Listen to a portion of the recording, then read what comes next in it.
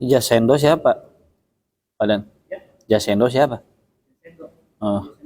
Jasendo sini. Jasindo. Hah? Jasindo ini siapa? Oh iya, iya. Itu baru betul. Iya, iya. Hah? Siapa? Itu tukang ini karpet, perawatan karpet bersih. Mau nyumbang gimana? Itu dia mau demo kayaknya. Kan ditanya satu-satu. Ini siapa? Ini siapa? Ini siapa? Ditanya nih. Ya, kemana? Ya. Ayo mulai. Assalamualaikum warahmatullahi wabarakatuh.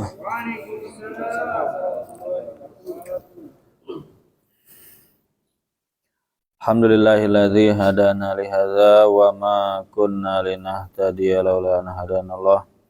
Wassalatu wassalamu ala Rasulillah sayyidina wa maulana Muhammad ibn Abdullah wa ala alihi wa sahbihi wa man tabi'ahu dah.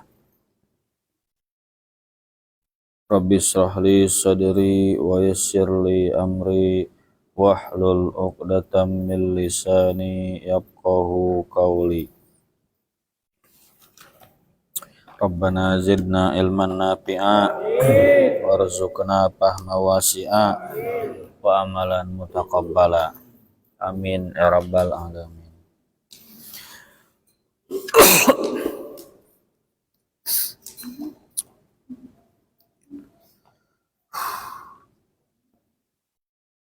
Ini aja link ini ya, link Ustadz Sarwat aja nih.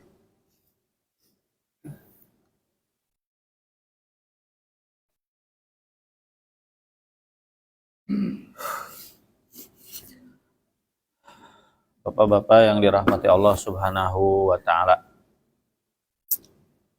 langsung saja.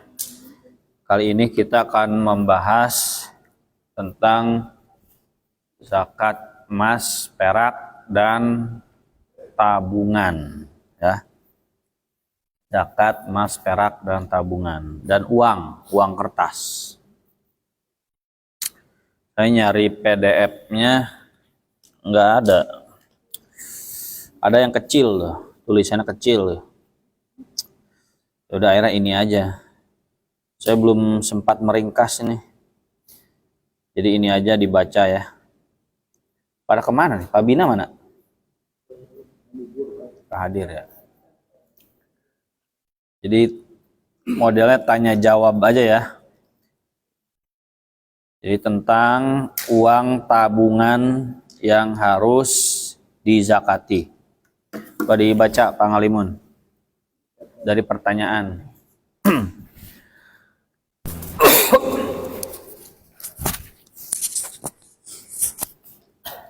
Bismillahirrahmanirrahim. Melalui rumah fikih, saya baru tahu kalau tabungan itu harus dizakati. Saya mulai menabung sejak 8 Maret 2007 sampai saat ini masih berjalan. Pertanyaan saya, 1. Bagaimana cara menghitung kewajiban zakat yang telah bertahun-tahun saya lalaikan? Tolong berikan langkah-langkahnya, Pak. 2. Harga emas kapankah yang digunakan untuk menghitung nisabnya?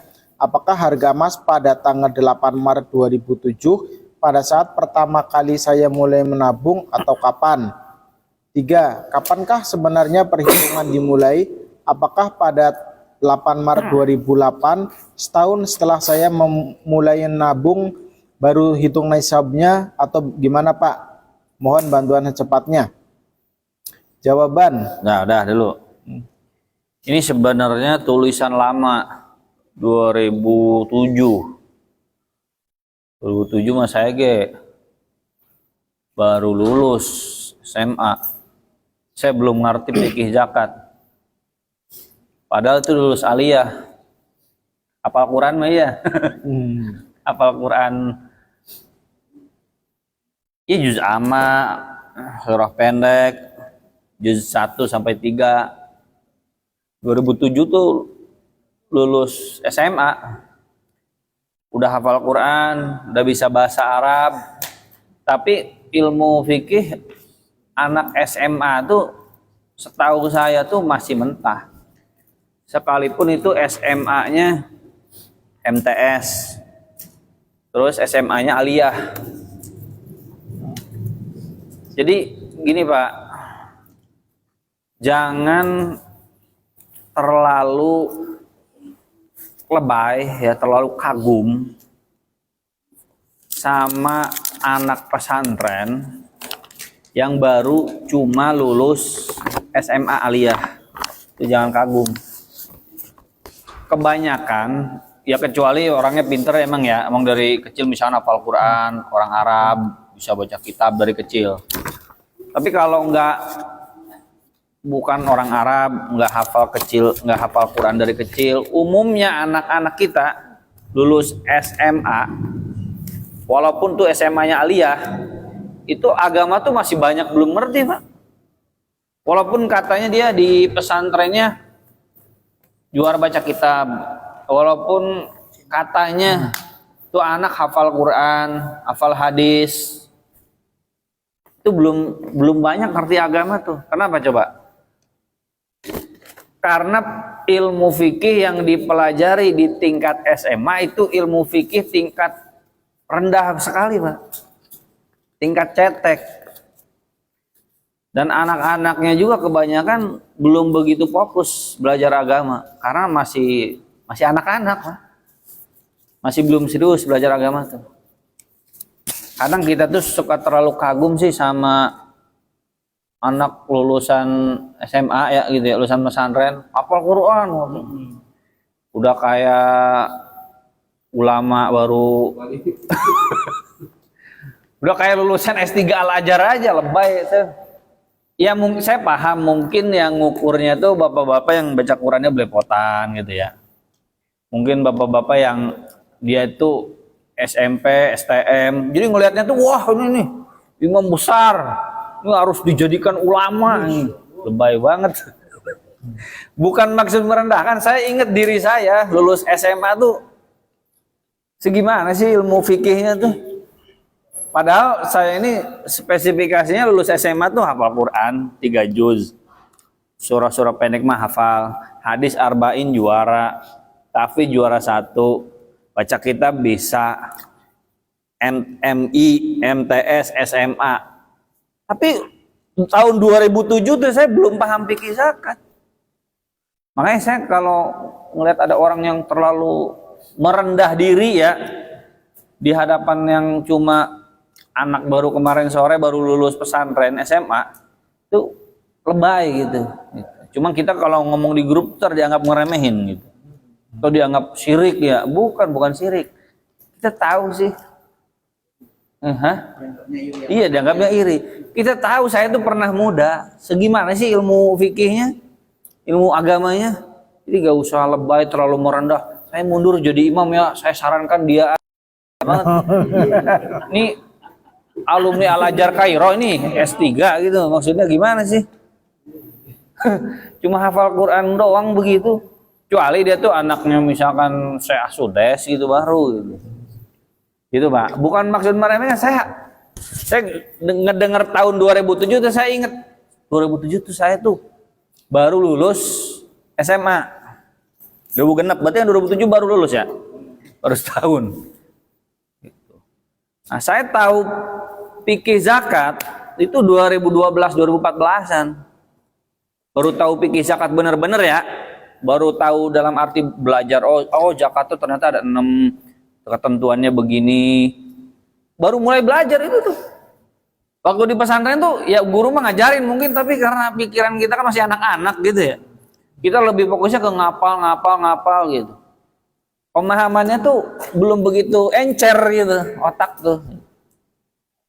Ini penting nih pemahaman kayak gini ya. Gitu. Sebab memang di tengah-tengah masyarakat yang awam itu memang lulusan SMA, apalagi ketelahnya hafiz Quran gitu, itu udah bikin gempar gitu. Tapi bagi saya emang enggak gitu. Bagi saya biasa aja gitu. Ya kita tuh kagum karena modal suara doang kan. Baca Qurannya bagus. Ya suara mah ya gimana? Anugerahnya dari Allah begitu. Kita anugerahnya begini ya. Terus mau gimana gitu? Emang tanda pinter? Kan enggak. Gitu. Jadi ini penting nih kayak gini nih, memahami kayak gini tuh. Anak SMA tuh masih bau kencur Pak ilmu agamanya. Apalagi yang cuma lulusan SMP, pesantren cuma lulusan SMP, udah gitu ke STM, udah itu mah udah game over jadi ustadznya udah. Selesai, gampang saya menilainya gitu ya. Cuman memang saya paham kalau yang ngukurnya bapak-bapak yang baca Qurannya belepotan, agama buta sebelah gitu ya. Atau kadang buta banget, itu udah ustadz itu kayaknya itu anak pesantren baru lulus SMP apalagi lulus aliyah tuh udah ustadz Syekhun Kabir gitu. Nah, saya ingat 2007 tuh saya belum paham fikih zakat. Saya baru paham fikih zakat 2012 2014. Itu pun masih puyeng, masih bingung. Ngelotok-ngelotoknya tuh udah banyak baca aja gitu. Jadi bisa nerangin fikih zakat tuh bukan baru Ustaz Dikul baru baca kemarin ya, minggu kemarin, bukan gitu, udah lama. Nah, ini ada pertanyaan ya tentang zakat. Ada orang baru tahu gitu. Saya baru tahu kalau tabungan itu ternyata harus dizakati. Nah, wasilah tahunya dia dari mana? Dari baca rumah fikih. Rumah fikih mungkin bacanya di internet, pasti ya, di internet. Padahal bisa jadi Pak, di masjid samping, masjid sekitarnya udah banyak pengajian, tapi nggak hadir. Tahunya di mana? Di internet.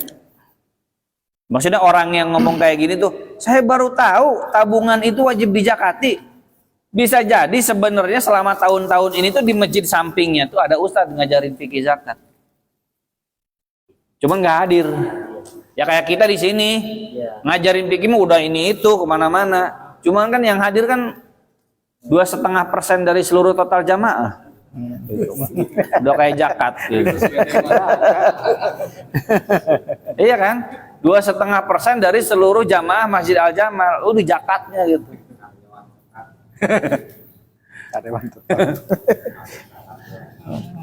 Nah, jadi ada gunanya memang belajar di internet tuh. Nggak begitu jelek juga, masih mending tahu di internet. Saya juga sama, terus terang aja, jujur saya tahu banyak zakat tuh dari Ustadz Sarwat. Wasilahnya saya tuh ngerti zakat dari beliau. Makanya saya tuh bukan sombong ya, saya ngerasa saya ini cerdas dalam memilih guru. Makanya saya sering ulang-ulang, jangan salah pilih guru, jangan suka salah nanya ustadz. Karena saya punya pengalaman gitu. Dalam memilih guru. Ketika teman-teman saya milih guru tuh yang resep zikir gitu ya, sampai sekarang dia gak pinter-pinter gitu Pak. Karena guru yang dia kagum itu guru yang spesifikasi adalah spesifikasi bukan ahli ilmu gitu Pak. Ada yang resep guru yang tukang demo gitu ya, tukang demo gitu. Apa-apa dikit-dikit, takwir, demo gitu. Ada yang milih guru kayak gitu resepnya. Guru pergerakan kayak resep. Ada yang milih guru, ya pokoknya macam-macam lah. Ada yang milih salah pilih guru gitu kan. Nah saya ngerasa, saya ini dalam milih guru tuh, saya cerdas, saya ngerasa gitu. Karena terbukti saya banyak berkembang keilmuan tuh.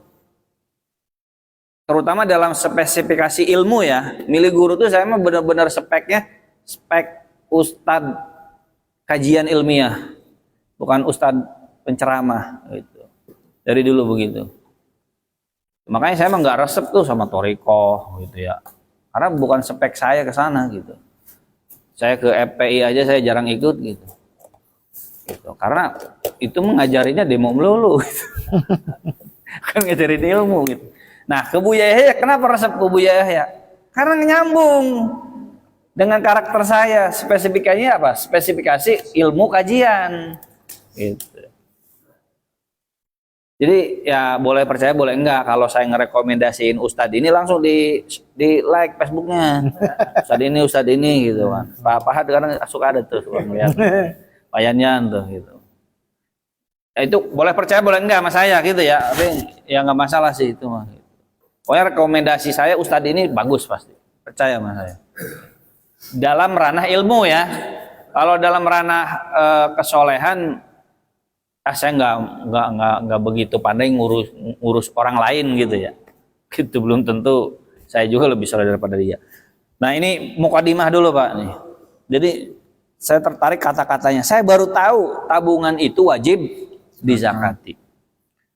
Bapak-bapak tahu kapan tabungan wajib dizakati? Sejak kapan? Tahunya? Lupa. Lupa. Tahu sejak kapan tabungan wajib dizakati? 5 tahun terakhir kali ya? Pernah. Sebelum nikah. Nah, dia nanya nih, satu, bagaimana cara menghitung kewajiban zakat yang telah bertahun-tahun saya lalaikan? Berarti dia sadar, oh selama ini saya punya tabungan tapi tidak dizakati. Nah ini namanya guru yang membimbing mengetahui syariat, itu namanya begitu. Berarti baca ngaji sama dia tuh kita jadi paham syariat. Kan tadinya nggak paham syariat, paham ya? Berarti ini namanya guru yang membimbing mengetahui hukum syariat. Tadinya nggak paham kewajiban, jadi paham kewajiban. Nah, itu ciri guru yang benar, gitu. Dari sisi ilmu. Gitu. Terus yang kedua pertanyaannya katanya, harga emas kapan yang digunakan untuk menghitung nisab? Apakah harga emas saat nabung atau harga emas saat bayar zakat? Gitu. Terus yang ketiga, nah, sebenarnya perhitungan dimulai kapan katanya? Setahun setelah saya nabung baru dihitung nisab atau gimana? Intinya dia tuh baru paham tapi masih bingung. Tapi alhamdulillah punya sarana bertanya, makanya nanya, begitu. Saya tuh benar-benar kenal Ustadz Sarwa tuh 2012. Saya ini lulusan pesantren, lumayan pemahaman agama, tapi saya ngerasa ilmu fikih saya banyak nggak paham. 2012 saya benar-benar ini kok bagus kata saya tuh ya Ustadz tuh. Ngomongnya ilmu terus gitu. Ngomong ilmu terus gitu. Kalau Agi memang ngomongnya ke ini sih, itu bagus membimbing takwa Agi. Nah, jawabannya gimana Pak itu? Jawaban, sebenarnya yang Allah wajibkan berzakat adalah orang yang memiliki dan menimbun emas dan perak. Nah, sebenarnya yang wajib zakat itu emas dan Perak. Hukum asalnya zakat tabungan masak ini berarti pakai apa? Uang kertas.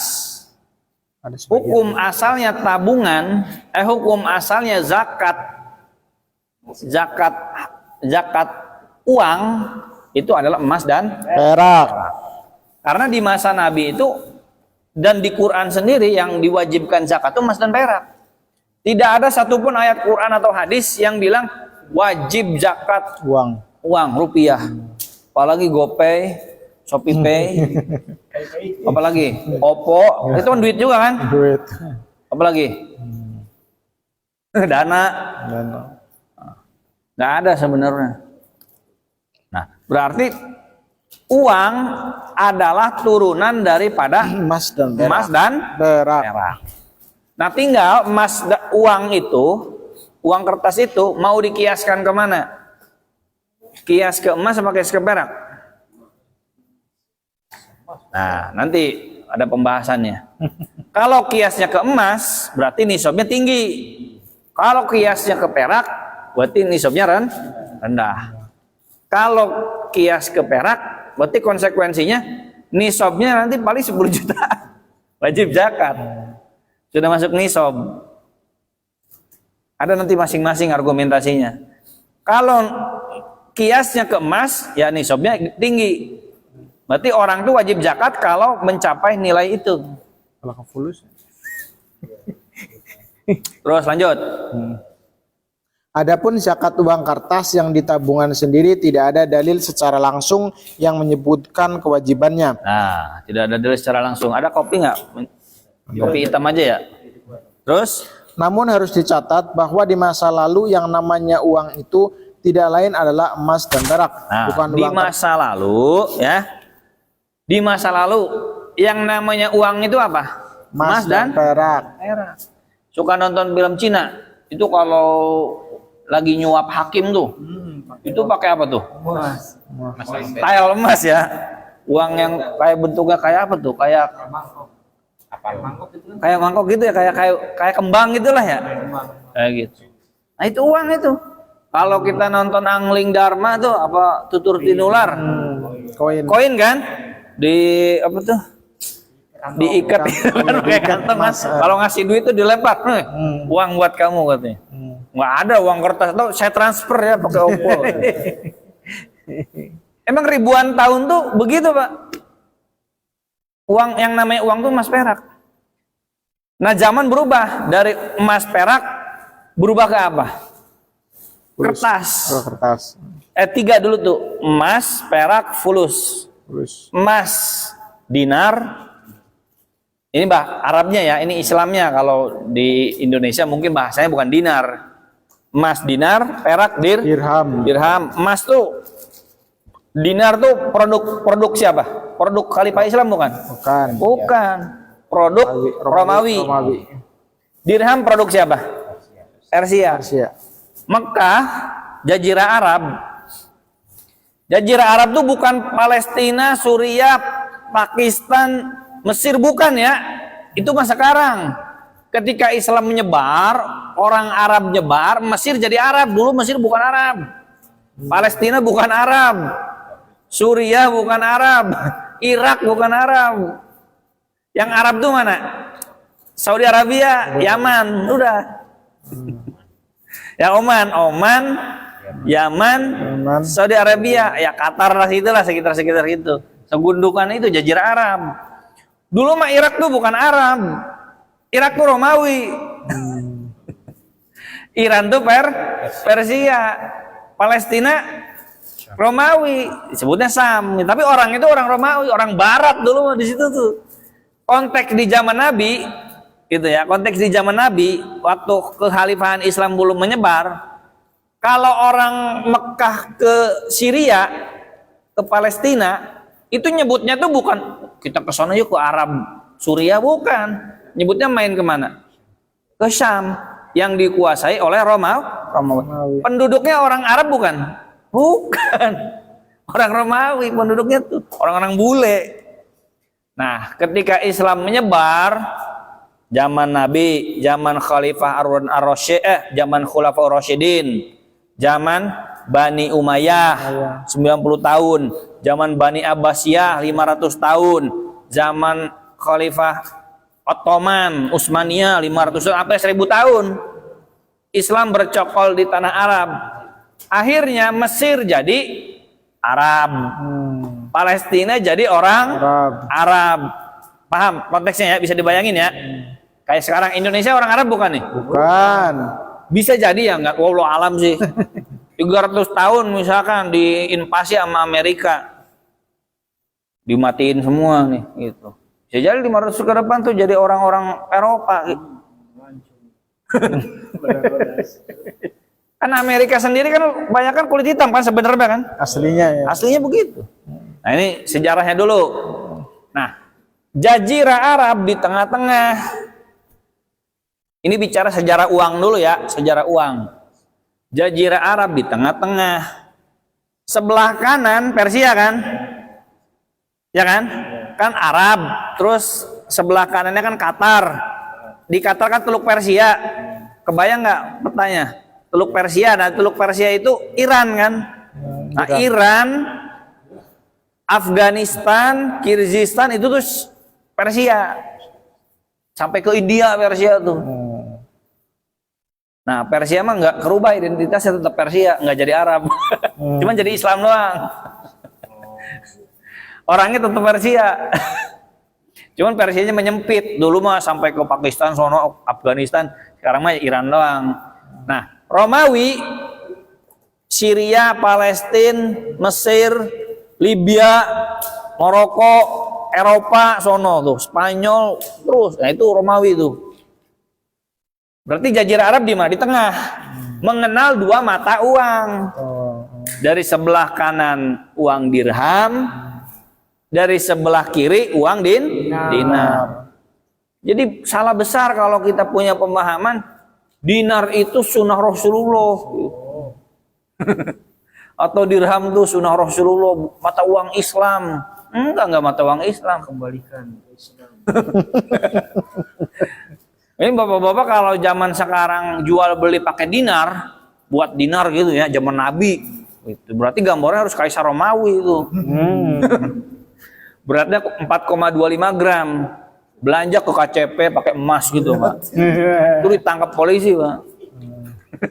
Ini mau bikin negara dalam negara kan?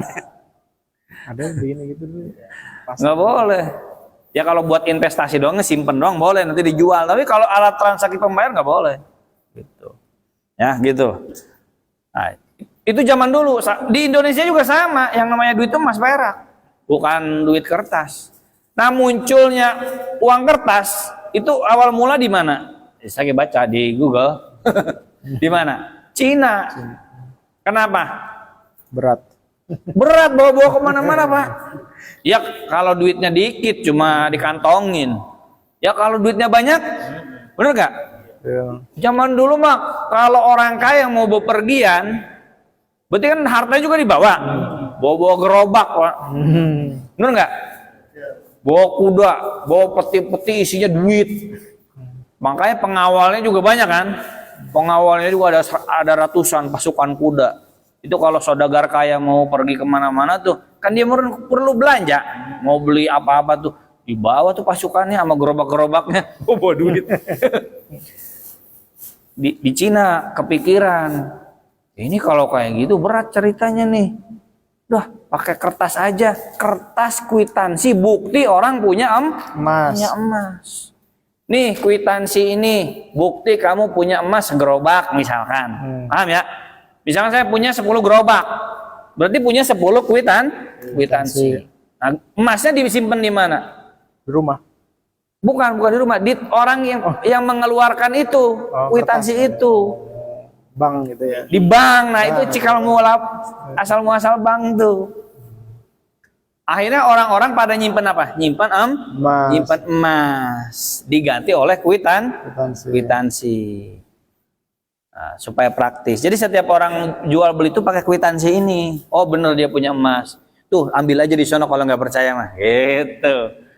Lama kelamaan bank mikir, ini kan nggak mungkin diambil semua emasnya, bener nggak? Nggak mungkin diambil semua. Udah kita cetak-cetakin aja kertas. Kertasnya banyak, Uangnya emasnya dikit. Kertas banyak yang beredar, kertas palsu. Akhirnya orang mulai sadar, wah ini kalau orang banyak punya kwitansi, pas diambil masing-masing orang kan ngambil ngeklaim bukti emasnya kan, ternyata kurang emasnya. Berarti ini ada penipuan. Nah disitulah manusia mulai menyadari bahwa emas, dirham, dinar dirham itu bisa digantikan dengan uang kertas. Dulu mah yang namanya uang kertas tuh pasti di backup emas dulu. Bahkan $1 pun katanya di backup emas sekitar berapa ons itu. Nilai dolar tuh $1 pasti di backup emas. Nah di zaman Richard Nixon katanya. Di zaman Richard Nixon ya, saya kayak nggak kenal sih cuma. Richard Nixon dia langsung mengeluarkan kebijakan. Pokoknya duit dolar nggak pakai emas-emasan. Duit dolar tuh yaitu duitnya sendiri yang jadi duit tuh, bukan emasnya gitu.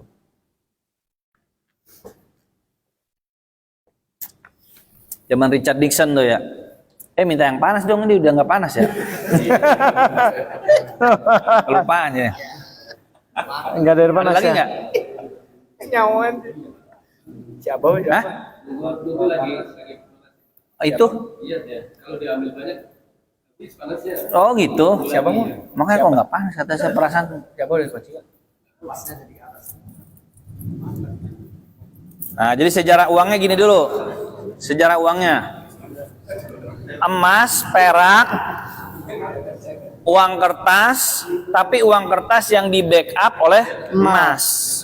Terus uang kertas murni tanpa di backup emas. Berarti 3 ya, 3 tingkatan tuh. Emas perak, uang kertas yang di backup emas perak, uang kertas murni. Sekarang ada tahapan baru. Digital. Uang kertas justru udah semakin mau hilang ini. Apa? Uang digital. Angka doang. Jadi duit tuh Pak, kita tuh gajian cuma angka doang Pak. Bapak Hartono gajian 10 juta. Duitnya nggak ada. Nggak ada. Bukan dikasih segepok duit. Nih angkanya.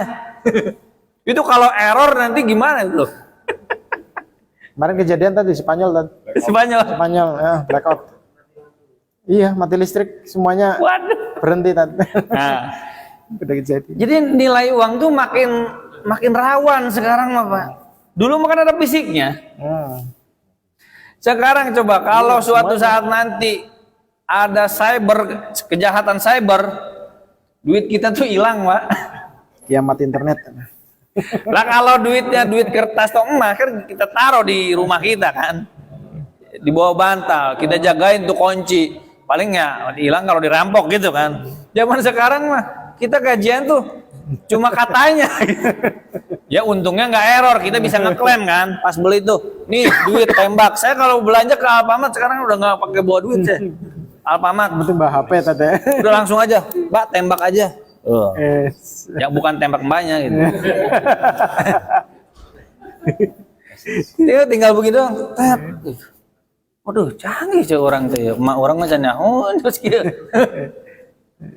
Itu uang tuh. Nah, apakah itu wajib dizakati duit kita yang ada di Dana?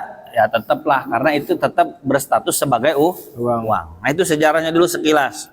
Pengembangannya Bapak-bapak bisa rajin-rajin searching aja ya. Bahwa oh sejarah uang tuh begini.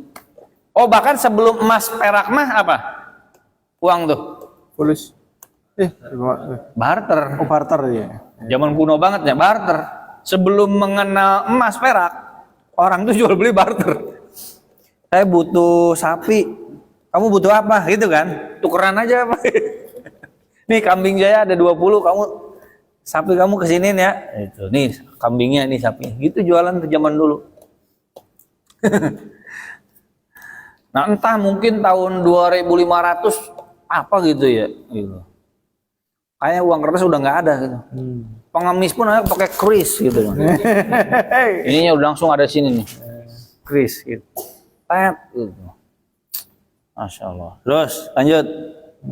Namun harus dicatat bahwa di masa lalu yang namanya uang itu tidak lain adalah emas dan perak, bukan uang kertas seperti yang kita kenal di zaman sekarang. Maka intinya adalah zakat uang yang ditimbun, tetapi Al-Quran menyebutnya dalam wujud fisiknya, yaitu emas dan perak. Nah, emas perak yang bagaimana yang wajib zakat? Emas perak yang ditimbun. Maksud ditimbun tuh gini, itu emas sama perak nggak dipakai selama setahun. Berarti cirinya apa tuh? Orang kaya. Orang kaya. Bahasanya gitu Quran. Bahasa aslinya wajibnya zakat tuh emas perak yang ditimbun. Bahasa Qurannya begitu. Maksudnya apa kata-katanya begitu? Menunjukkan itu ciri orang kaya. Kan orang kaya kan selama setahun kan makan minum kan, punya pengeluaran kan, kebutuhan kan. Tapi itu emasnya tetap utuh. Oh berarti kaya. Nah orang yang punya emas perak yang ditimbun selama setahun ya, itu wajib zakat. Sok baca ayat Qurannya. Perhatikan firman Allah SWT berikut ini. Walladzina yaknizuna adh-dhahaba wal fiddata wa la yunfiqunaha fi sabilillahi fabashshirhum bi'adzabin alim. Dan orang-orang yang menyimpan emas dan perak. Nah, menyimpan di situ tuh maksudnya tuh utuh emas peraknya tuh disimpan, ditimbun. Gitu. Nah, disinilah gitu. Ulama tuh memahami oh dalil adanya nisab tuh begitu. Karena nisab itu cerminan orang kaya. Ya kalau zakat nggak pakai nisab, duit berapapun itu gimana? Wah, Pak Basori punya duit berapa sekarang? Masa wajib zakat? Bener nggak? Kalau nggak pakai nisab mah, Ya nggak pakai nisab mah tuh gimana ceritanya? Saya jualan aqua nih. Berapa sih ini aqua? 2.000 ya? Masa wajib zakat? Logika tuh. Nggak pakai nisab mah. Itu pikir kacau bid'ah dolar. Biar pada zakat. Kasihan bener orang miskin. Terus lanjut.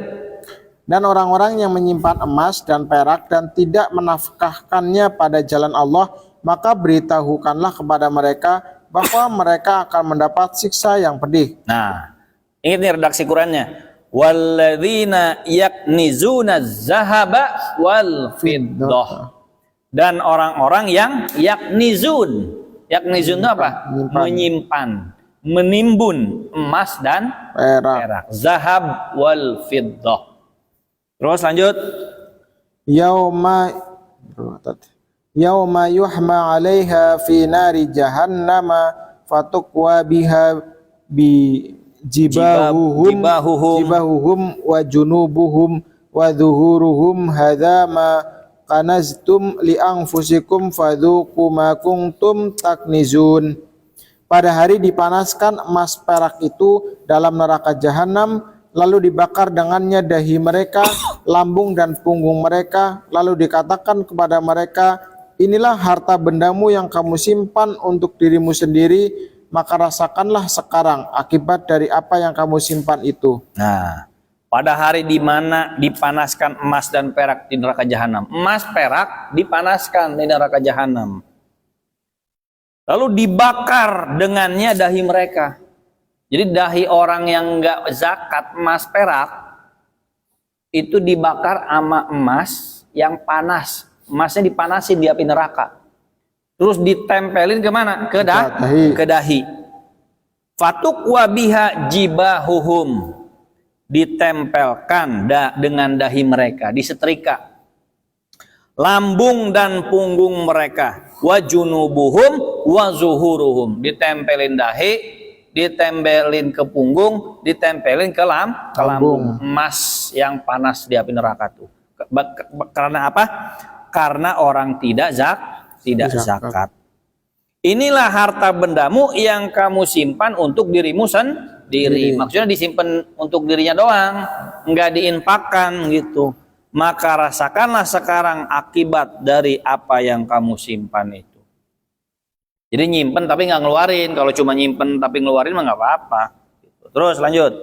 Meski yang tertulis pada ayat di atas adalah kewajiban zakat atas emas dan perak, namun seluruh ulama sepakat bahwa emas dan perak yang dimaksud pada ayat di atas adalah emas yang berfungsi sebagai uang atau alat tukar, yaitu dinar dan dirham. Nah, jadi semua ulama sepakat emas perak yang dimaksud itu adalah emas perak yang berfungsi sebagai uang pada saat itu atau harta.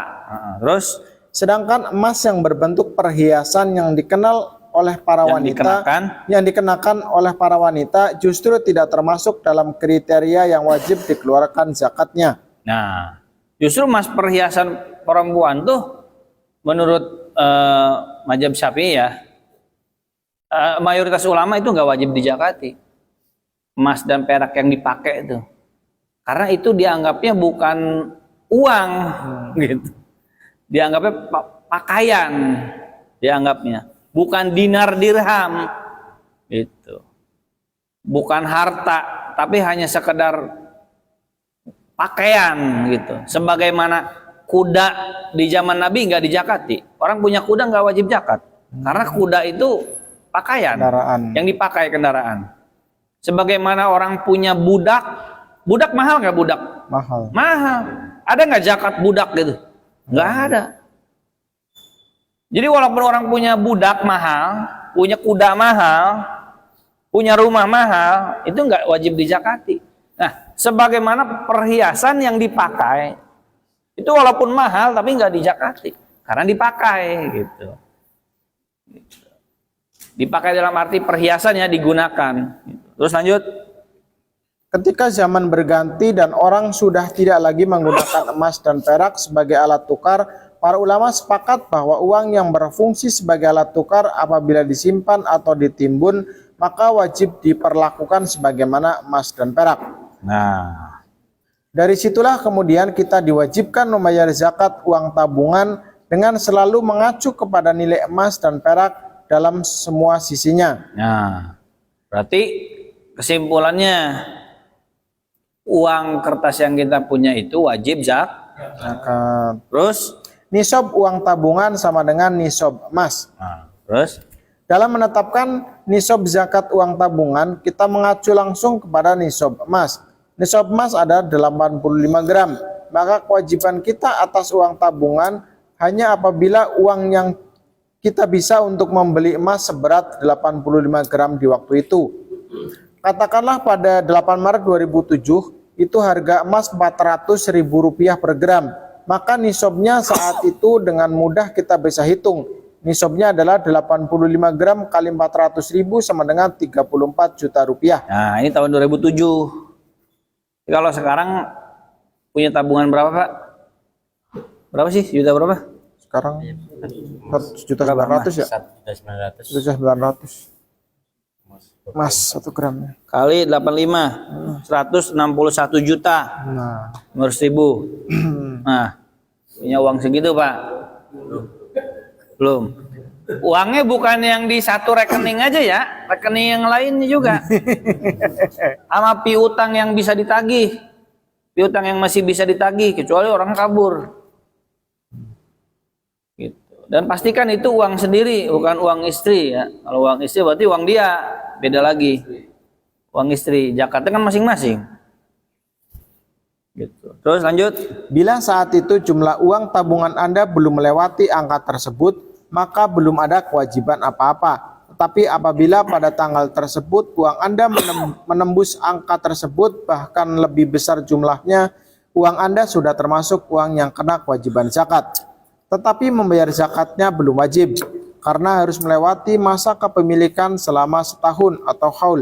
Jadi catat saja dulu tanggal, tetapi hitung-hitungan haulnya harus sesuai dengan hitungan tahun Komariah. Nah, sebenarnya Komariah Pak ya, Hijriah. Jadi Pak Suwaji punya uang 162 juta. Amin. Malam ini. Amin. Amin. Langsung Pak Suwaji. Oh, berarti saya wajib zakat nih. Bukan sekarang, tapi wajib zakatnya tahun Depan. di tanggal bulan yang sama, tahun Komariah Hijriah. Bukan Masehi ya. Tapi tahun Hijriah. Coba dicari di HP. Ini sekarang hari ini tanggal berapa? Ada yang apa nggak? Berapa Jul Kodah. Qodah sekarang? Kodah. Oh, sorry dulu. 13. Oh 14. Nah, kira-kira begitulah. Kira-kira gini. Ya? 14 Zulqa'dah. Berarti 14 Zulqa'dah tahun depan. Kalau duitnya Masih ada. kalau nggak ada jadi nggak wajib zakat dong. Ya emang gimana? Kenapa emang? Zakat itu ya emang hanya untuk orang kaya, orang mampu. Jadi jangan jadi alasan menolak haul. Seolah-olah pemahaman adanya haul itu pemahaman aneh. Orang kalau ada haul mah jadi nggak zakat-zakat. Ya emang kenapa kalau nggak zakat? Ya berarti kan dia bukan orang kaya, gitu aja beres. Mana sih? Terus emangnya orang mau diwajib-wajibin zakat gitu?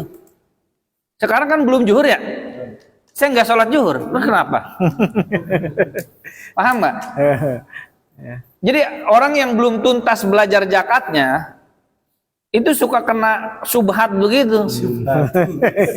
Iya, kena subhat begitu. Ketika mendengar penjelasan tentang haul tuh aneh gitu. Aneh katanya kayak gitu. Kalau uangnya nggak ada, nggak wajib zakat gitu. Berarti nggak zakat dong kayak gitu mah. Ya emang kenapa? Sekarang belum zuhur, saya nggak sholat zuhur, nggak masalah kan? Ya emang aturannya begitu. Justru di situ ada hikmah. Hikmahnya apa? Ciri bahwa itu tuh dia orang kaya. Standarnya begitu yang ditetapkan syariat.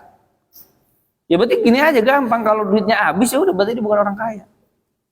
Jadi nggak usah khawatir dia tuh jadi nggak zakat. Ya emang belum waktunya begitu, beres. Ya kalau dihabisin ya berarti niatnya ya. Niatnya udah salah gitu. Tapi kalau memang benar-benar perlu, ya nggak masalah. Sekarang ginilah, kira-kira nih Atta Halilintar. Mungkin nggak, saya biar nggak zakat saya habisin, gimana caranya? Duitnya pasti banyak. Bener nggak? Iya level kita duit 300 juta. Bisa dihabisin kita mah ya, dibeliin tanah. Atta Halilintar kan bingung dia. Duitnya 300 miliar. Gimana bisa kemana? Artinya dia pasti zakat gitu loh. Yang kayak zakat tuh emang yang kayak gitu, yang benar-benar kaya. Nah kalau kita memang kita mau zakat, duit 300 juta itu kita nggak mau beli apa-apa, ya udah nggak usah dibeliin, kan gitu ya. Sekarang begini, demi menghindari zakat terus kita beliin yang nggak perlu, kan malah aneh, bener nggak? 300 juta kali 2,5% berapa duit? Yang nggak terlalu ngabisin lah ya gitu. Terus menghindari zakat kita beliin tanah yang kita nggak perlu, kan aneh malah. Kan nggak mungkin juga kan? Artinya trik untuk menghabiskan tuh pada prakteknya tuh susah juga. Kita mau beli itu kan sesuatu yang perlu dong, benar nggak? Gitu. Nggak mungkin kita tiba-tiba beli Harley biar nggak zakat. Kan begitu. Gitu. Jadi hikmah nisab, hikmah haul adalah itu menandakan dia orang kaya. Gitu. Jangan malah jadi bahan, kalau kayak gitu berarti nggak zakat-zakat dong. Ya nggak apa-apa. Orang saya hari malam ini nggak sholat zuhur kok, nggak masalah. Gitu. Terus lanjut.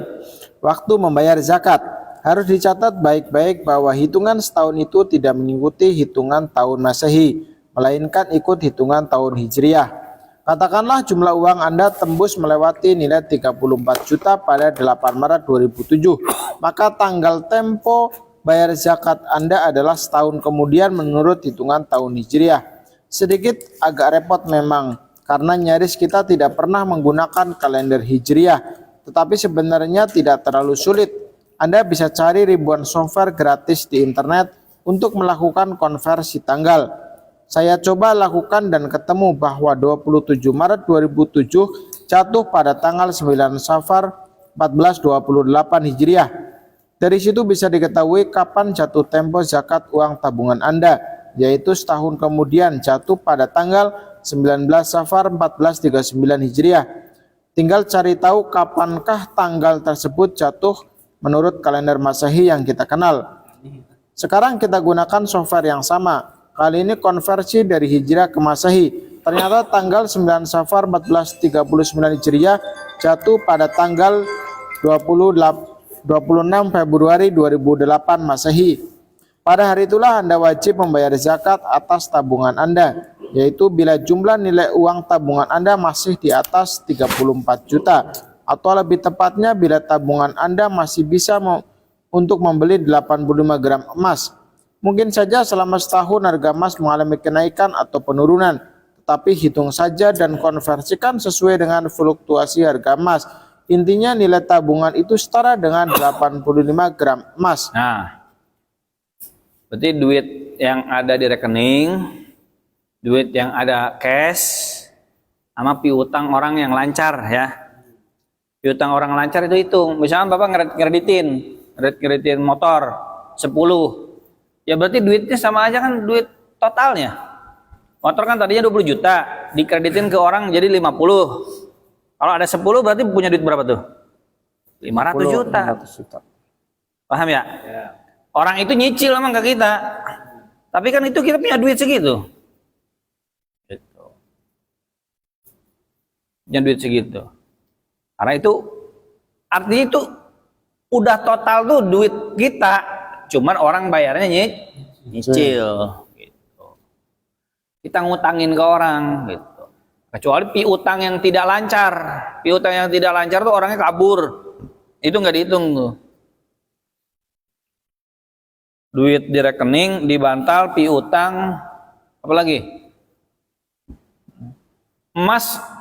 Emang ulama hilaf ya disatuin apa enggak? Emas baru ada 80 gram. Duit ada 50 juta. Nah, kan emasnya enggak nisab ya. duitnya juga nggak nisab kan. Emang khilaf ulama, banyak kan bilang disatuin karena emas dan uang itu dianggapnya satu jenis gitu. Dianggapnya satu jenis gitu. Tapi kalau emas sama perak nggak digabung, emas sama perak karena beda jenis.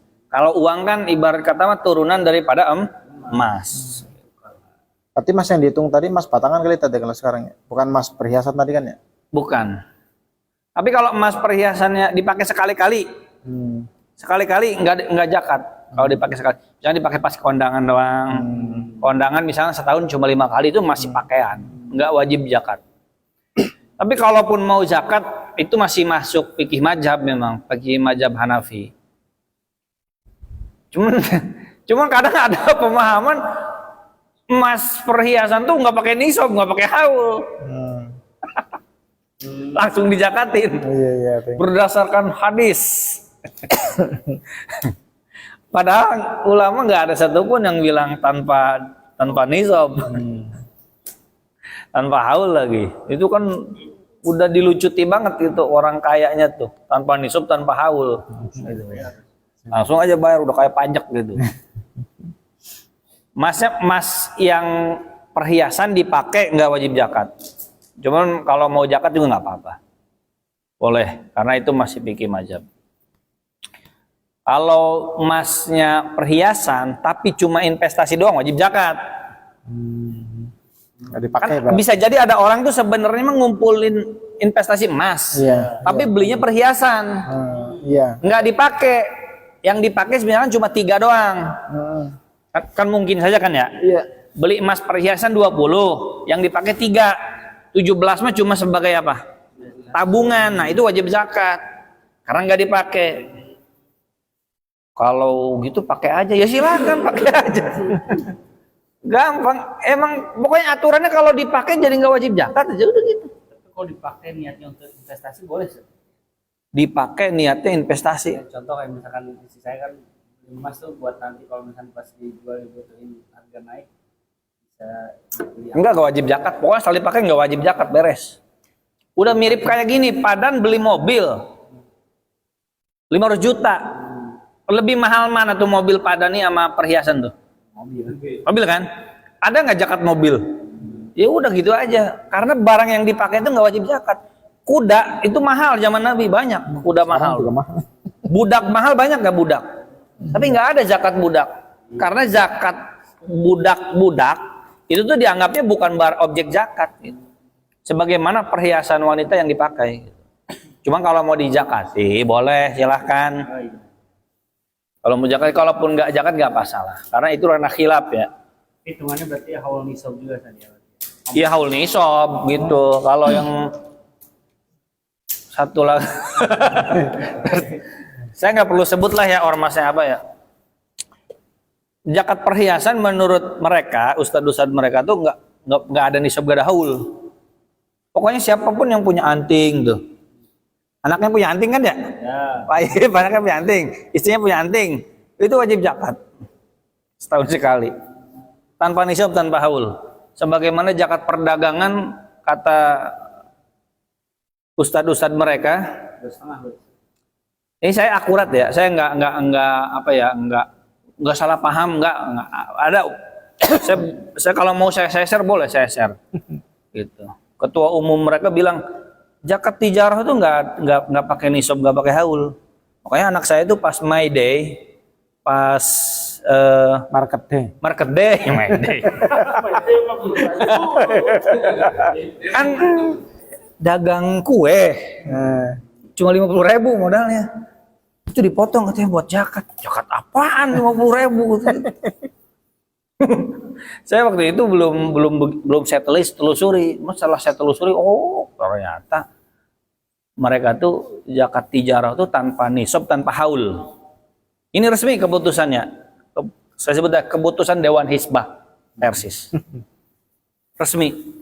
Ketua umumnya sendiri yang ngomong begitu. Kalau ada yang beda, berarti menyelisihi keputusan pusat. Itu sih pusat. 2,5% tanpa nisab, tanpa haul. Resmi Enggak salah paham Ustaz Iqbal, enggak. Persis. Enggak ada. Ulamanya ormas itu. Enggak ada. Enggak ada. Hadis langsung sahih. Oh, hadis. Baca hadis langsung Rasulullah gitu Bang. Kan bila mazhab tanpa mazhab langsung. Jadi ciri khas mereka tuh bukan pakai mazhab. Mazhab tuh didengerin doang, tapi kalau nggak cocok mending ini lebih hadis sahih kata gitu langsung. Jadi zakat tijarah tanpa nisab haul, zakatnya tiap hari. Makin parah kan? Tiap hari zakatnya. Serius. Pedagang tiap hari tanya. Iya tiap hari. Bahkan sampai ada yang ngeritik, ini kalau zakat tanpa nisab dan haul tiap hari, berarti orang fakir miskin tuh ketika dagang tuh udah harus ngangkat margin lebih dari 2,5%. Benar nggak? Betul. Ya karena dia udah wajibin zakat. Wajib sudah. Jadi selama ini tuh kalau umumnya tuh kayak gitu kan, sama dapat penghasilan yang kita kalau Enggak, kalau penghasilan mah mereka nggak setuju zakat profesi. Persis tidak setuju zakat profesi. Bagi mereka nggak ada. Jadi gaji itu nggak ada zakatnya kata mereka. Itu udah bener. Tapi dagang ada zakatnya. Bila nisab, bila haul. Catat omongan saya nih, nggak bohong saya. Masuk pertanian enggak dagang aja. Saya baru ngecek zakat perdagangannya aja. Gitu. Soalnya anak saya waktu market day itu langsung zakat 50.000 dipotong 2,5%. Di semua tukang dagang udah gampang. Bapak dagang pernah dagang apa, Pak Suwaji selama ini? Nah nggak zakat tuh berarti.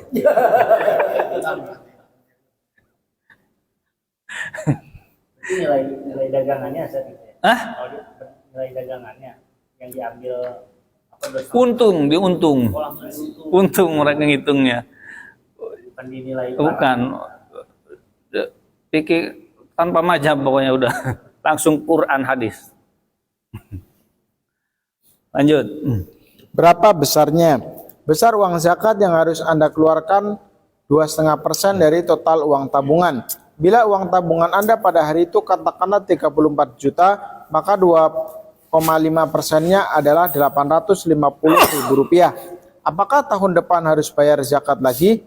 Tergantung apakah nilai uang Anda masih setara dengan dengan nisab emas atau tidak.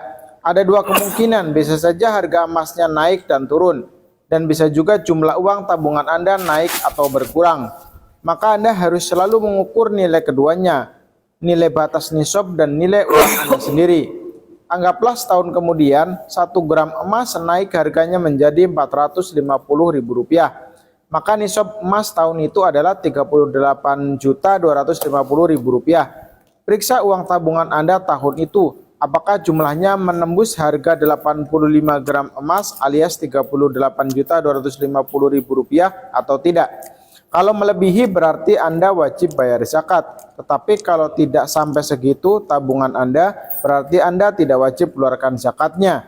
Jadi intinya nisab Anda harus selalu disesuaikan dengan harga emas saat itu, lalu bikin perhitungan untuk zakat tiap tahunnya.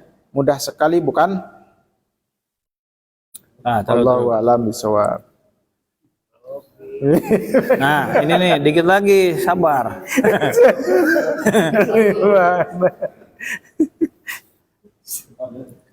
Nih, satu lagi. Baca aja. Nah.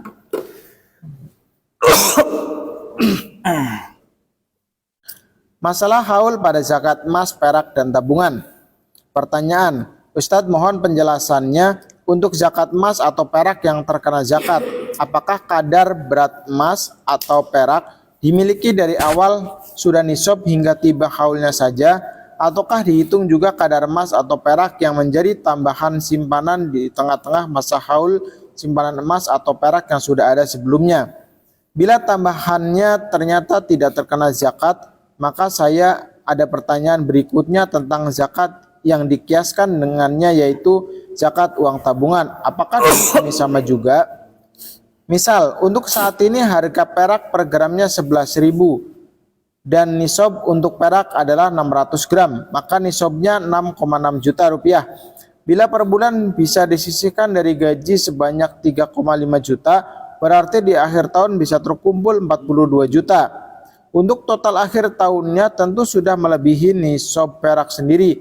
Apakah zakatnya dihitung dari total simpanan di akhir tahun tersebut? Sedangkan kalau dilihat dari komponen tabungan tersebut, simpanan tambahan per bulannya memiliki haul yang berbeda-beda dan tidak ada mencapai nisab 3,5 kurang dari 6,6 juta. Bila dihitung dalam setahun yang sama dengan simpanan pertama. Terima kasih jawaban. Nah, terus. Untuk menjawab pertanyaan Anda ini, ada beberapa ketentuan penting yang harus diketahui dalam masalah zakat emas, perak, atau uang yang disimpan. A. Terus. Ketentuan. 1. Ketentuan pertama, harus dipisahkan antara emas, perak, dan uang. Zakat masing-masingnya harus dihitung sendiri-sendiri dan tidak bersifat akumulatif. Sebab emas dan perak masing-masing benda itu ada nisabnya sendiri-sendiri. Begitu juga uang. Jadi kalau kita mau menghitung zakat emas, tunggu dulu hingga jumlah emas itu mencapai nisabnya, yaitu 85 gram. Dan kalau mau menghitung zakat perak, tunggu dulu hingga jumlah perak itu mencapai nisab, yaitu 600 gram. Nah, berarti Ustaz Jarod bisa ya? Sah. Uang nisab mencapai emas mencapai nisab, perak mencapai nisab, nggak digabung. Paham nggak? Punya emas 80 gram, punya duit 80 juta, berarti bisa. Tapi pendapat yang ngegabung juga ada. Kalau saya lebih condong ngegabung sebenarnya. Karena emas, perak, emas sama uang itu sama. Tapi kalau ya ini rinciannya memang beda pendapat gitu ya. Emas sama perak udah pasti jelas beda. Itu jelas beda. Kalau uang tuh menurut saya turunannya emas. Cuma kalaupun bapak-bapak mau emas zakatnya sendiri, uang zakatnya sendiri, perak zakatnya sendiri. Terus lanjut. 2. Ketentuan kedua, waktu untuk mengeluarkan zakat emas, perak, atau uang bukan pada saat masing-masing harta mencapai nisab, tetapi nanti setelah dimiliki selama setahun, terhitung sejak jumlahnya menembus nisab. Hitungan tahunnya mengikuti tahun Komariah atau Hijriah dan bukan tahun Masehi. Nah, berarti emas nisabnya dihitung lagi pas haul ya. Pas haul duit kita mencapai 85 gram emas ya. Emas saat haul. Ya. Kalau duit kitanya turun nilainya, emasnya naik, enggak capai nisab, enggak zakat. Terus lanjut yang ketiga. Ketentuan ketiga, jumlah yang dikeluarkan zakatnya adalah 2,5% dari total beratnya pada saat membayar zakat dan bukan dari berat pada saat pertama kali menembus nisab. Ya, terus 4. Ketentuan keempat, zakat emas, perak, dan uang itu berlaku tiap tahun rutin dan terus-menerus berulang. Nah. Walaupun emas itu tahun kemarin sudah dikeluarkan zakatnya, asalkan jumlahnya masih di atas nisab, maka tahun ini harus dikeluarkan lagi zakatnya. Tahun depan pun demikian juga dan terus-menerus harus dikeluarkan zakatnya setiap tahun asalkan jumlahnya masih di atas nisab. Nah, berarti zakatnya tiap tahun, Pak ya. Bukan tahun kemarin udah, enggak, tiap tahun. Selama mencapai nisab. Gitu. Jadi kalau punya simpanan emas 200 gram, ya udah zakatin aja. Tiap tahun 2,5%. Walaupun tuh ada emas yang baru nambah H-1 200 gram. H-1 beli emas lagi 100 gram. Karena yang 100 gram itu baru kemarin. belum setahun kan, baru kemarin kan. Nah, tetap masuk. Karena nisab itu bukan dari dimiliki benda. Nisab itu dari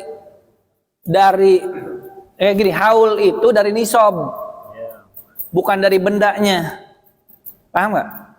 1 Januari masuk nisab. 1 Januari masuk nisab. Berarti 1 Januari tahun depan haul, gitu kan? Nah, haul itu dari nisab awal, bukan dari nisab per benda. Kan yang 100 gram itu kan baru 1 hari kan usianya, bukan haul dari situ 1 tahun kemudian. Yang 100 gram itu kan 1 tahun kemudian, bukan, tapi haulnya dari nisab. Jadi ngitung haul itu dari nisab. Nah, semua benda yang berkurang bertambah di masa haul itu nggak diperhitungkan. 1 Januari di atas nisab, pleng 10 bulan kosong. Udah jangan 10 bulan ya, biar lebih ekstrim. 11 bulan 29 hari. Pleng kosong. Tiba-tiba beli lagi di tanggal yang sama, mencapai nisab. Berarti kan terisi penuhnya di hari pertama haul sama akhir. Ya udah itu zakat. Itu. Cuma kalau pakai mazhab Syafi'i riset ya sebenarnya. Riset ulang. Ini dari nol, berarti kapan mencapai nisabnya lagi ya? 1 Januari nisab. Berarti kan haulnya 1 Januari ke depan. 1 Januari nisab, kosong nih, 10 bulan kosong. Nah, mencapai nisab lagi di bulan ke-11. Berarti riset. Nisabnya itu berarti haulnya itu di bulan 11 lagi. Tahun depan lagi pindah lagi. Mazhab Syafi'i begitu.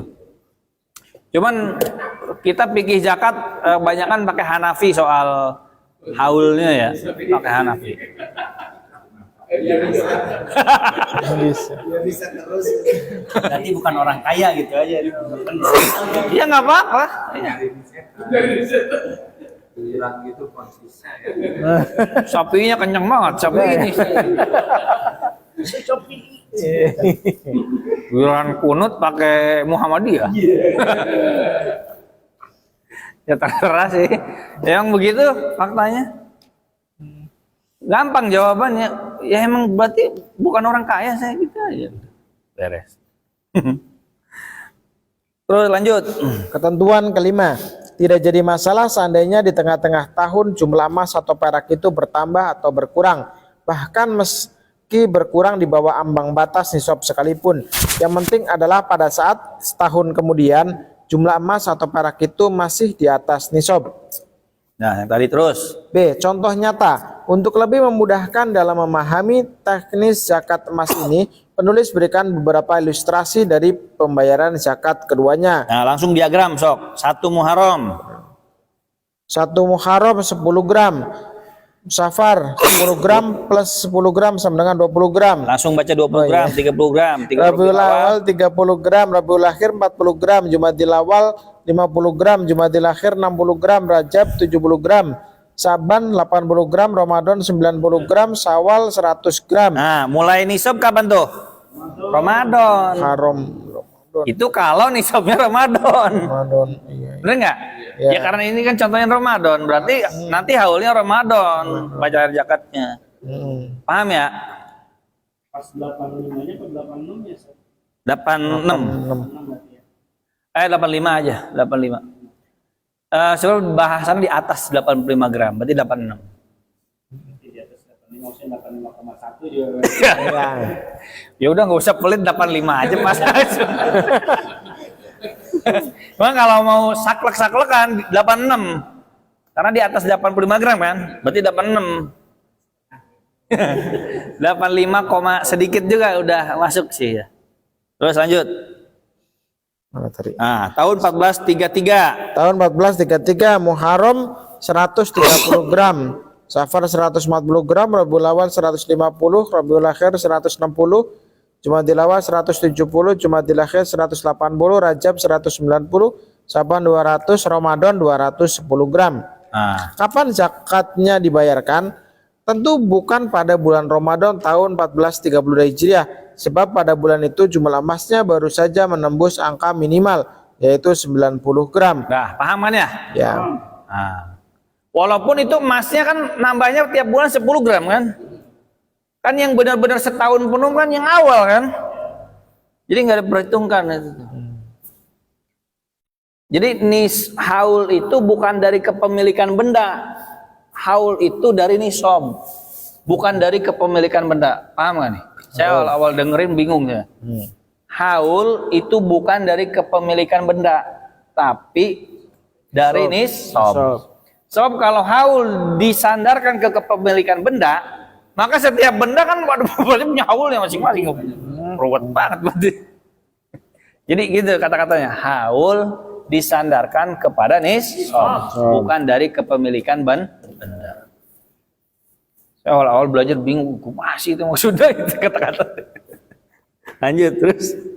Jadi pada bulan Ramadan itu justru baru dimulai kepemilikan atas emas dan harus menunggu sampai setahun kemudian untuk diwajibkan. Langsung baca diagramnya. 1 Muharram.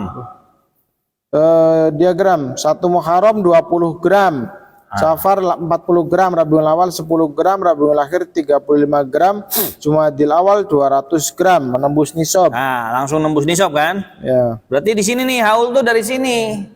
Ya. Dari Jumadil Awal, terus Jumadil Akhir 100 gram, Rajab berkurang 20 ya? gram berkurang. Terus Saban 40 gram, Ramadan 100 gram. nah, dulu Rajab berapa tuh? 20. Nisabnya berkurang kan? Berkurang. Nah, kalau Syafi'i berarti udah riset gitu.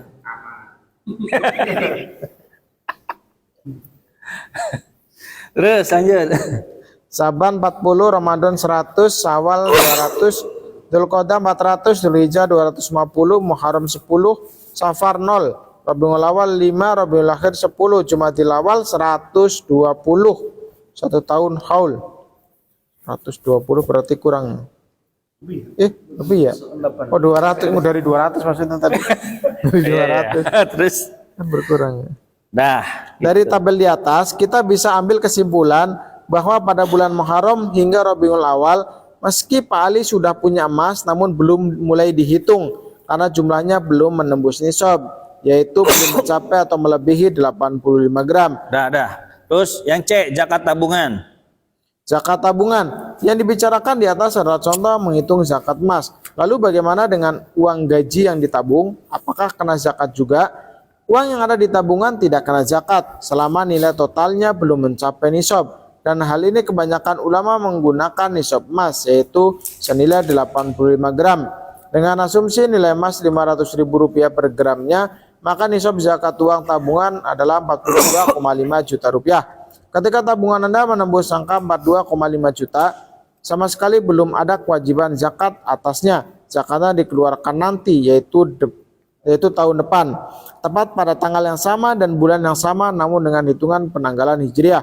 Kalau jumlah total tabungan uang Anda tahun depan itu masih 42,5 juta atau lebih, barulah dikeluarkan zakatnya sebesar 2,5% dari total jumlah tabungan saat itu. Misalnya tabungan Anda saat itu berjumlah 80 juta, maka zakatnya adalah 2 juta rupiah. Nah, ya berarti pas haul kali 2,5%, duit ada berapa? Itu aja, ya. Nah, dikit lagi kita habisin. Udah yang gak hadir malah biarin. Tok, satu lagi. Nisab zakat uang ikut nisab emas atau nisab perak? Nah, Pertanyaan. Meneruskan pertanyaan yang sebelumnya, Ustadz, mohon diinformasikan hal-hal terkait nisab zakat uang. 1. Berapa nilai minimal uang yang kita miliki agar terkena zakat? Apakah mengikuti nisab emas atau perak? 2. Lalu bagaimana menghitung haulnya?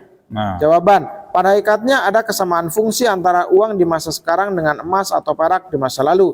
Maka dalam beberapa halnya prinsip zakat uang merujuk kepada zakat emas dan perak.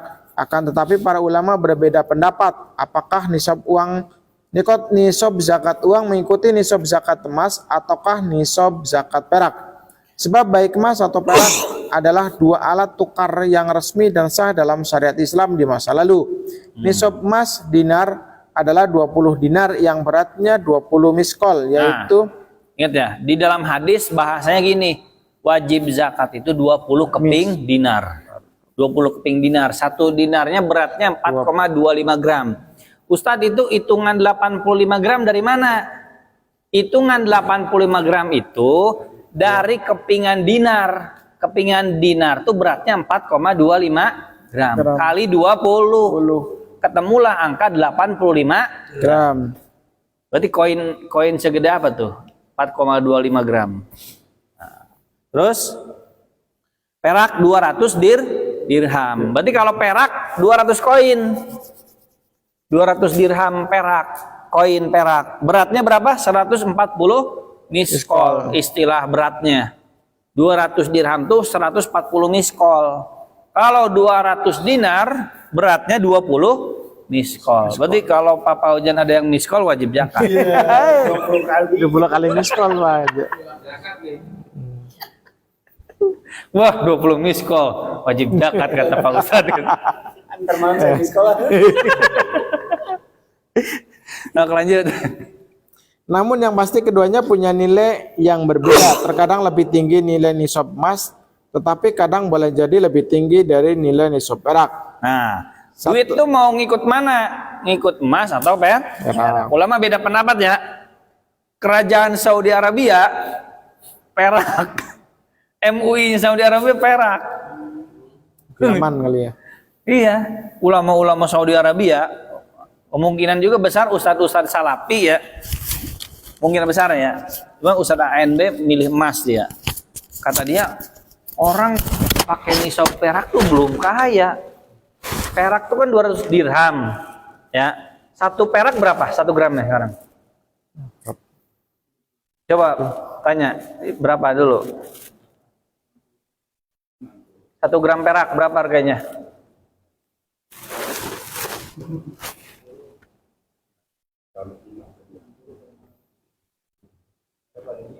Sama. 12.348 perak. Ya. 17.000. Coba kalau 200 gram. 3.400.000 ya. 17.000 kali 200 gram. Berapa? 3 juta? 400. 3.400.000, Masya Allah. Oh enggak, salah. Bukan 200, itu kan 200 dirhamnya ya. 595 gram. Oh iya. 595 kali 17.000 kali 595. Dirham tuh 200-nya, 200 keping dirham. Oh, iya. Tapi kalau berat mah 595 gram. Berapa tuh? 10 juta 100. 10 juta 100 punya tabungan? Punya kayaknya. Berarti masuk nisab tuh. Tahun depan hitung. Kalau masih di atas 10 juta wajib zakat. Kalau bapak-bapak ikutnya keyakinannya pakai perak. Pertanyaannya, orang punya duit 10 juta, itu nisab orang kaya bukan? Bukan. Nah itu. Yang banyak ulama gak setuju tuh. 10 juta itu memang banyak orang yang kena zakat. Tapi itu tidak mencerminkan orang kaya.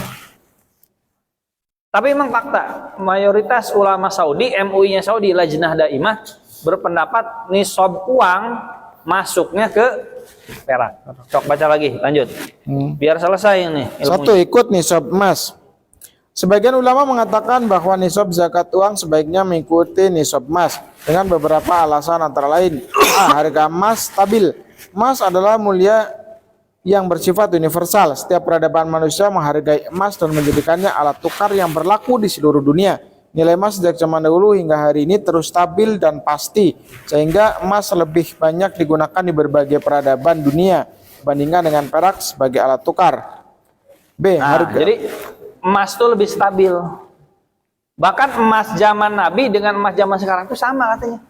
1 dinar zaman Nabi kebeli apa? Kebeli kambing 1.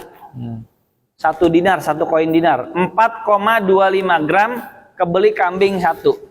Sekarang kalau punya 4,25 gram emas, kebeli kambing berapa? 2. Malah naik ya? Nggak turun kan, emas makan stabil. Tapi kalau perak turun harganya. Terus lanjut. B. Harga perak berubah. Semenjak wafatnya Rasulullah SAW, ternyata harga perak berubah nilainya dan mengalami perubahan terus. Para sejarawan membuktikan bahwa yang tadinya nilai dinar emas itu setara dengan 10 dirham perak, di pertengahan masa khilafah Bani Umayyah berubah menjadi 12 dirham. Dan di masa pemerintahan Bani Abbasiyah nilainya melorot lagi menjadi 15 dirham. Bahkan di masa pemerintahan Daulah Fatimiyah di Mesir, nilai dirham perak melorot terus sehingga nilai 1 dinar emas setara dengan 34 dinar perak. Nah, zaman Nabi 1 dinar emas setara berapa?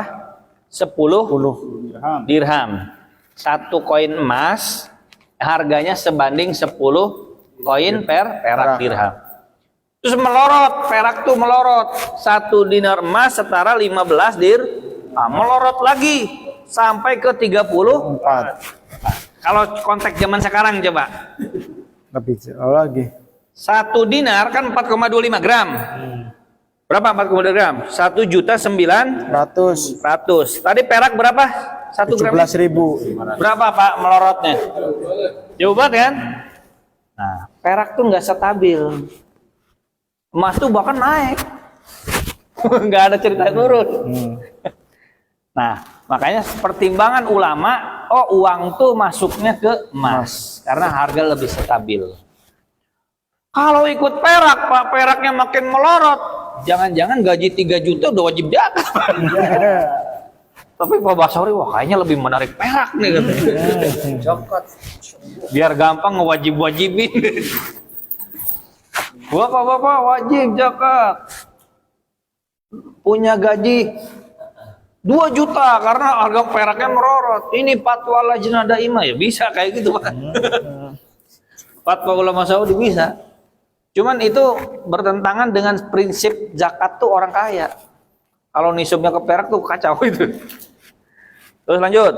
2 ikut nisab perak. Sedangkan mereka yang apa? Ikut nisab perak, sok biar paham.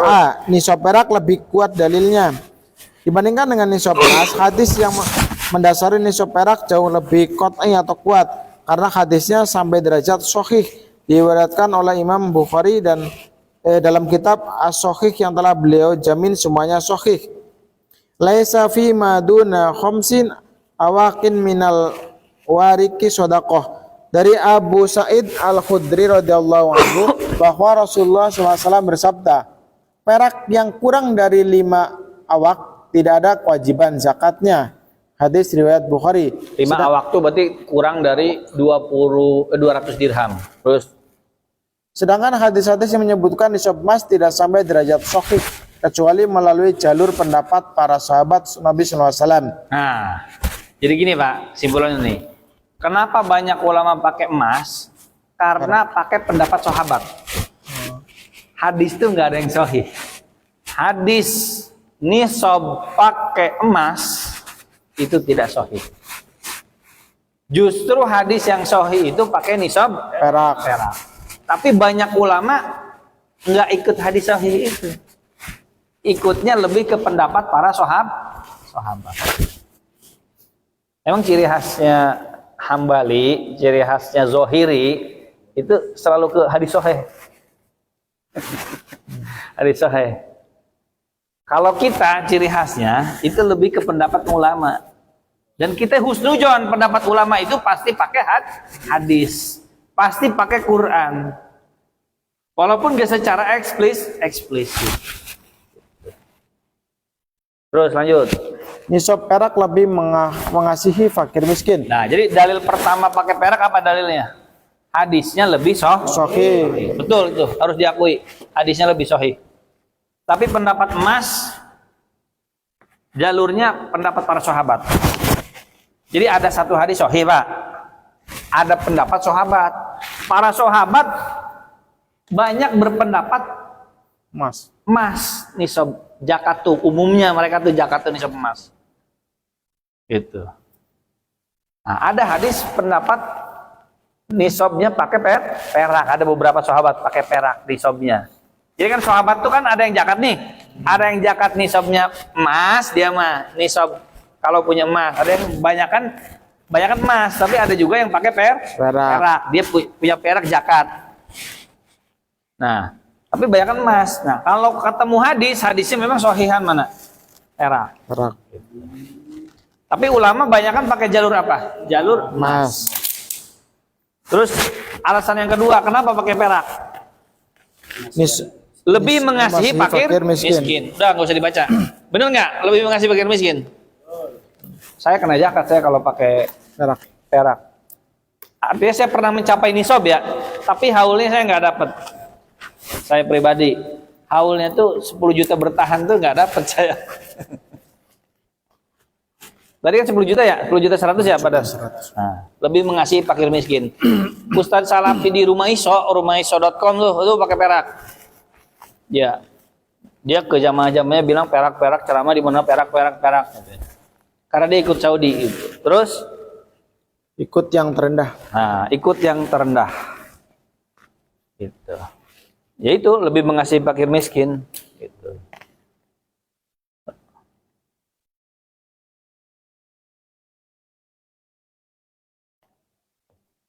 Dah baca sendiri ya. Wallahu a'lam bishawab. Jangan nggak dibaca. Gitu, Bapak-bapak. Jadi kita mah walaupun hadisnya nggak sahih, tapi kita lebih kuat logikanya ke emas. Jadi kalau ada ustadz bilang wajib zakat nisab perak, benar nggak ya? Benar. Karena konteksnya duit, ya konteksnya duit tuh tinggal mau kiasnya kemana ikutnya.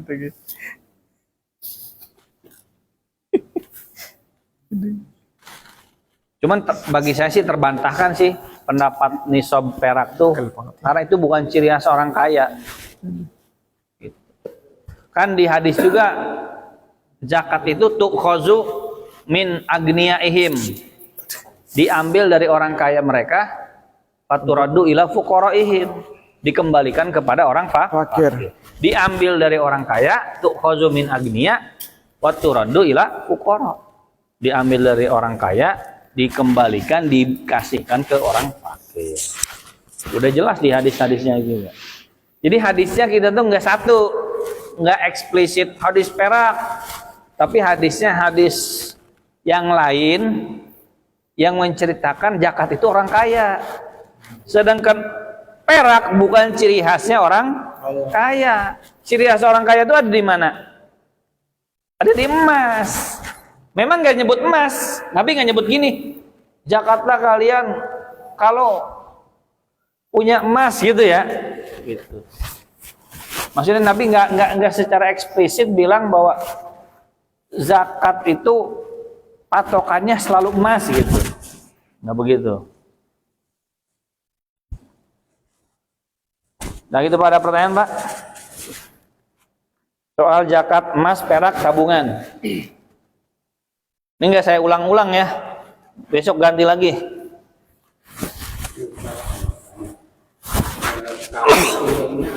Kalau saya dengar apakah pernah mendapat sekarang paling banyak itu menggunakan penghasilan, itu ada nggak yang anjuran atau menggunakan itu ada nggak? Ada yang terdapat sekarang banyak yang memakai penghasilan sekian tuh harus profesi sedekah apa 2,5 kan. Itu zakat, sebenarnya itu zakat profesi, bahasanya bukan penghasilan. Kalau penghasilan mah ya kita sepakat, penghasilan itu kalau mencapai nisab wajib zakat. Jadi bahasa yang betul tuh bukan zakat penghasilan. Kalau bahasanya zakat penghasilan kita juga setuju. Penghasilan dari manapun kalau mencapai nisab, mencapai haul wajib zakat. Cuman konteks yang ditanyakan Pak Suwaji itu bahasanya itu bukan zakat penghasilan. Itu zakat profesi. Maksudnya profesi orang punya gaji. Tapi dikaitkan penghasilannya itu dari profesi. Gitu, Pak. Penghasilan dari profesi. Akhirnya setiap orang yang punya profesi diwajibkan zakat. Kadang tanpa nisab, kadang pakai nisabnya nisab pertanian. Itu sebenarnya kalau mau bahasa kasarnya itu zakat bid'ah. Iya benar, serius. Ini kalau kamu pakai bahasa belak-belakan ya itu zakat bid'ah, dolalah. Persis aja nggak setuju ada zakat profesi. Cocok tuh saya, setuju. Kata mereka gitu ya. Di zaman Nabi profesi itu udah ada. Di zaman Nabi ada petani nggak? Ada. Tukang kayu? Ada. Nelayan? Ada. Dokter? Ada. Enggak, tapi nggak ada ceritanya. Dokter wajib zakat. Tukang kayu wajib zakat. Nggak ada. Nah itu setuju nih, akur nih. Pas di sini akur. Cocok nih. Kata saya tuh, nggak ada zakat profesi itu ijtihad ulama, baru ulama kontemporer Syekh Dr. Yusuf Al-Qaradawi. Ya beliau ulama, gitu. Memang kapasitasnya ulama. Cuman beliau tuh menabrak seluruh mazhab. Memang beliau memproklamirkan diri nggak bermazhab. Ya bebas sih beliau mah karena kan ulama gitu ya. Tapi kalau kita gue bermazhab, emang hafal berapa hadis? Ya kalau beliau ngomong wajar gitu. Itu pendapat baru itu Pak. Nah orang tuh sering salah kaprah. Tabungan yang nggak dijakati malah zakat profesi. Justru yang disepakati 4 mazhab itu zakat tabungan. Zakat tabungan tuh disepakati ulama. Ulama kontemporer itu hampir semua sepakat. Karena uang itu kias daripada emas. Punya tabungan di atas 85 gram, wajib zakat. Nah itu nggak dijakati karena ngerasa saya udah zakat tiap bulan. Yang tiap bulan itu justru bukan zakat. Itu sebenarnya sedekah. Sedekah atas nama zakat. Sedekah berkedok zakat. Jadi biar orang gampang keluar kan bilang aja ini zakat lu masuk neraka gitu kan. Wajib. Kalau enggak keluar lu dari rukun Islam ya. Karena lebih gampang gitu kan daripada dia nanti pahalanya berlipat-lipat ganda. Ya jangan begitu. Bilang aja wajib masuk neraka gitu. Kalau itu lebih gampang. Lebih takut ketimbang cuma pahala-pahala udah wajibin aja gitu. Itu nggak ada ulamanya kecuali ulama akhir zaman Dr. Yusuf Al-Qaradawi. Beliau memang tidak bermazhab. Beliau mengatakan sendiri, saya ini dibekali oleh Allah ilmu pengetahuan. Saya nggak mau menutup mata saya, lalu saya mengikuti imam-imam yang ada. Karena kata beliau, ilmu saya udah banyak nih. Ngapain saya ikut Syafi'i, Maliki gitu. Langsung aja Quran hadis ya. Kita wajar ya beliau yang ngomong gitu kan ya. Itu kalau Padani gitu kan. Kan saya gak bermazhab. Walah, bermazhab. Jadi kalau kepikiran ini hukumnya apa ya, langsung ambil Quran gitu. Langsung hadis dia hafalannya. Kalau Yusuf Qaradawi kita maklumi. Emang beliau ulama. Ya karena banyak yang nggak ngerti itu. Ilmu viral itu namanya. Jadi boleh mengingkari kewajiban zakat profesi tidak kafir, tidak, sama sekali tidak. Tapi mengingkari kewajiban zakat fitrah keluar dari Islam. Zakat profesi itu zakat yang sangat lemah argumentasinya. Gitu. Tapi kalau profesi yang dimaksud nisabnya 85 gram, pakai haul, walaupun namanya profesi setuju. Jadi tergantung nih, bisa jadi ada orang ngomong zakat profesi, tapi maksudnya begini, oh maksud saya itu zakat profesi itu nisabnya berapa? 85 gram emas. Kapan zakatnya? Nanti pas sahur. Ya itu mah bukan zakat profesi kali. Itu mah kita setuju. Zakat penghasilan. Paham nggak ya? Nanti bapak jangan bingung nih, ada ustadz ngomong zakat profesi, tapi maksudnya begini. Itu mah setuju. Tapi kalau yang dimaksud zakat profesi itu setiap gajian potong, nah itu bid'ah. Itu bahasa bercanda saya ya. Sebenarnya kita lebih halusnya mah itu nggak ada di 4 mazhabnya nggak ada. Jadi nggak apa-apa, nggak usah zakat, nggak apa-apa. Sedekah aja, nggak perlu atas nama zakat. Wallahu a'lam bishawab. Ya. Heeh. Sholat, zakat, puasa, haji. Ya. Kalau yang nggak terbagi kan syahadat sama haji bagi yang mampu kan wajib hukumnya ya. Sedangkan sholat kan terbagi juga ya. Terbagi apa? Terbagi maksudnya beberapa ada sholat sunnah, ada sholat wajib. Iya. Sedangkan puasa juga ada sholat Puasa sunnah, puasa wajib. Ya, terus sedangkan zakat kan juga terbagi-bagi itu. zakat pasti wajib. Iya, maksudnya kan Ya teman ada zakat yang disepakati, ada yang khilaf. Ya. Nah, terus Berarti kan apakah juga ada wajib dan sunnah juga gitu loh. Maksudnya maksudnya ini yang terbagi-bagi itu ya bisa ada wajib, ada sunnah gitu loh. zakat mah nggak ada yang sunnah, semuanya wajib, semuanya wajib. Cuman yang ada tuh pembagiannya begini, maksudnya gini, kalau bilang kata sholat, kan ada dua kemungkinan, sholat wajib, sholat sunnah. Tapi kalau udah bilang zakat, itu nggak ada zakat sunnah tuh nggak ada. Gitu. Pasti zakat itu wajib. Cuman pembagiannya begini, zakat yang disepakati, zakat yang tidak disepakati. Tapi konotasinya zakat yang tidak disepakati bagi para pendukungnya itu wajib. Paham nggak? Nah, zakat yang disepakati itulah yang kewajibannya pasti. 6. Ingat nih, zakat yang kewajibannya pasti 6. Pertama apa? Zakat emas dan perak. Zahab wal fiddah. Emas dan perak. Nah, turunannya apa? Uang kertas. Uang tabungan. Ini turunannya ya. Ini pasti nih. Cuman emas perak kepastiannya 100%. Uang tidak 100%. Di Mesir masih khilaf. Uang kertas tuh dianggapnya nggak wajib zakat. Cuman ini 95%. 5% ya pendapat nyeleneh lah ya. Emas perak nih satu. Disepakati nih. Mengingkari kewajiban zakat ini keluar dari Islam. Kedua apa?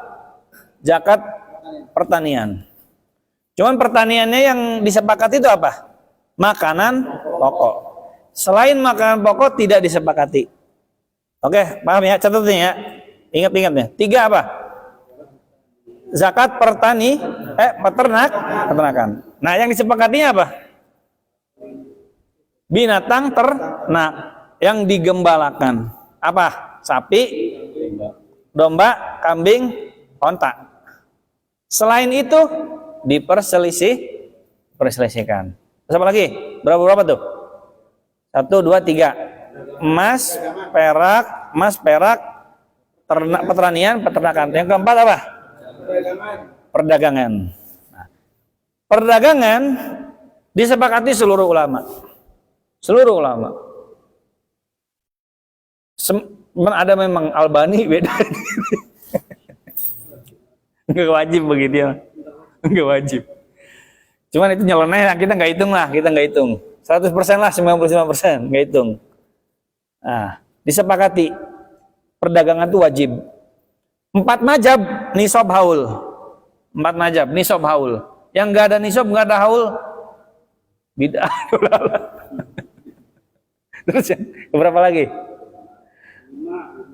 Nah, kalau perdagangan, dagangnya apa aja ya? Dagangnya apa aja? Terus yang kelima apa?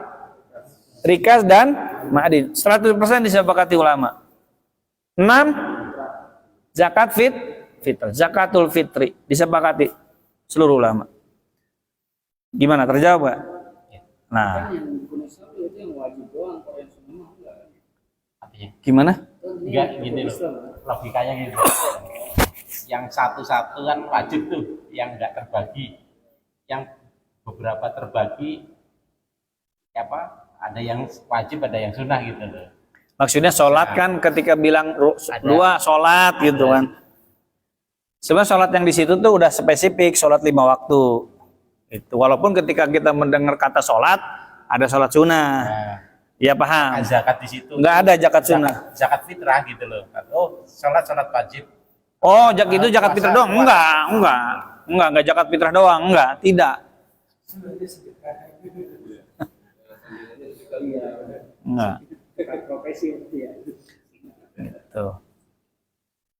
Jadi kalau Quran bahasanya sedekah sebenarnya.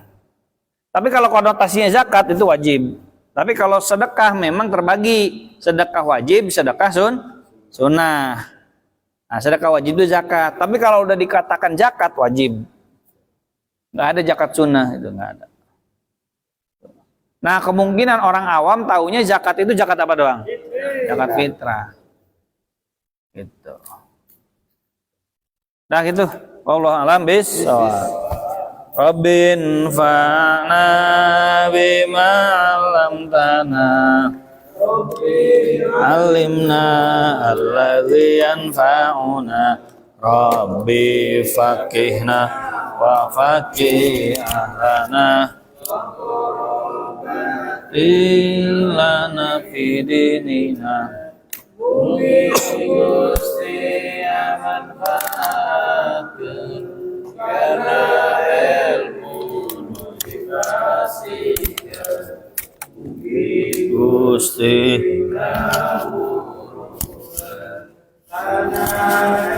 mufi manfaatun.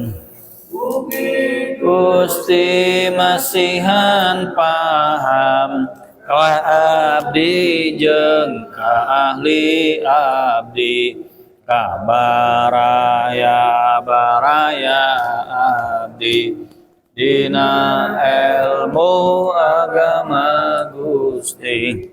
Tawassalna bi ta'allumin tawassalna bi ta'limin antarzuqana wasi'a wa antarzuqana al-amana. Tawasul ku pangaosan abdi tawasul ku panggurukan Ki Gusti ngarizkian kajembaran kaaman.